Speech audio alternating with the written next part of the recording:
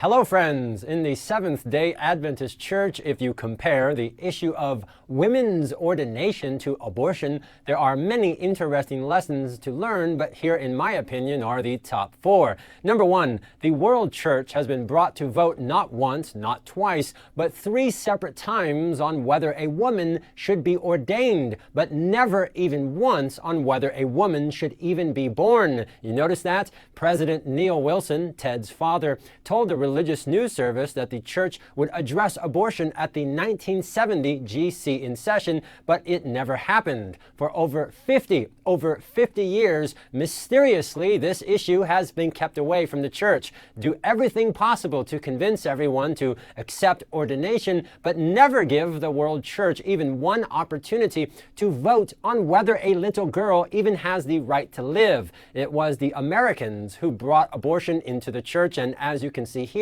since the 1970s, the church has exploded in growth in the very regions of the world where people oppose killing innocent children. Top church leadership have never wanted to let a fair vote be brought before the church because they know that the Africans, the Asians, and the Latin Americans will reject it. And lesson number two, notice that on both sides of the ordination issue, people will get all loud and public and pump up their chest and put on a great show of fearlessness to stand up for what they believe, but when little girls are violently tortured and dismembered alive, they say nothing. A great example, just one of many, is Pastor Stephen Bohr put on whole symposiums and preach in great detail with enthusiasm about the dangers of ordination. Oh my! Make all sorts of videos, recommend all sorts of books, host all sorts of speakers. Pastor Bohr went on and on about ordination, but you've never heard him give even one word of warning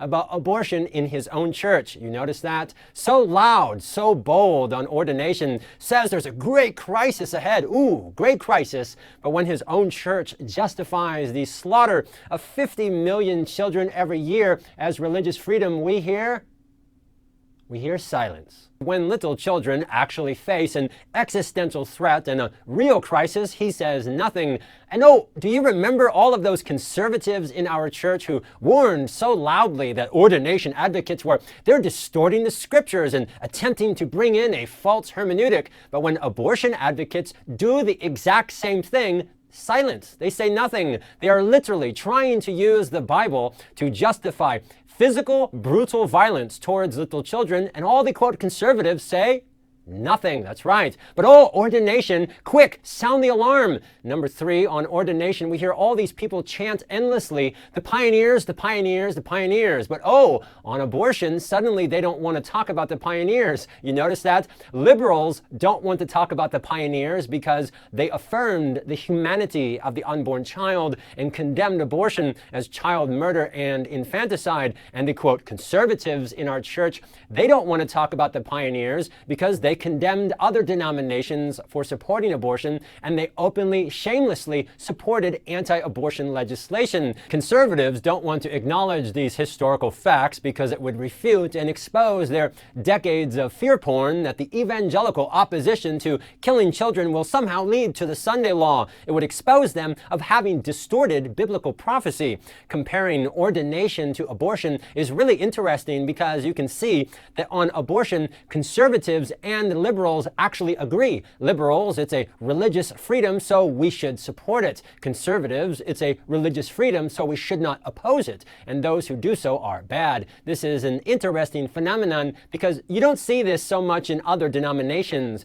The Adventist church is special because conservatives and liberals agree and take the same posture. And finally, lesson number four, all these ordained women pastors, notice that not one, not even one, will condemn killing children. You notice that? They have finally succeeded in finagling their way into the pulpit to preach present truth, and yet not one of them has the guts to tell the truth about the sixth commandment. They fully support a woman's, quote, freedom to choose if she wants to kill their child. And is it just me, or does it seem like this has gutted the church of masculinity? I mean, where are all the men? Are there any masculine men to be found in church leadership? It just seems like people have become so soft and weak and wimpy and fragile. If you stop and think about it, Jesus is the mighty commander of the armies of heaven. And if, as a minister of the gospel, you profess to represent him, and if you sit by like some pathetic wimp and allow his church to be infiltrated and poisoned with this demonic support for killing helpless children, then you have surrendered your most fundamental role as a man in Christ. If you won't even stand up for the right to life, then you have no ministry, you have no gospel, you have nothing. Christ expects the men in his church to tell the truth. And if you won't even oppose the murder of children, then what good are you? I mean, take a moment and look at the people in our church like Gerald Winslow and Peter Landless who defend killing children by abortion. Do these people look scary to you? Are you intimidated by them? I spent 10 years of my life in prison. I've met some pretty scary and intimidating people. If you are intimidated by these guys, then you have issues. Or here we go, Randall Wisby, woo, former president of La Sierra. He's the one who set up Allred as an example for our youth. He's the one who caused our church to be publicly shamed and humiliated. I mean, take a minute and look at this guy. Are you scared of this piece of grass? Really? These are the people who are punking our church? Are you kidding me? Where are the men in leadership to oppose this abomination?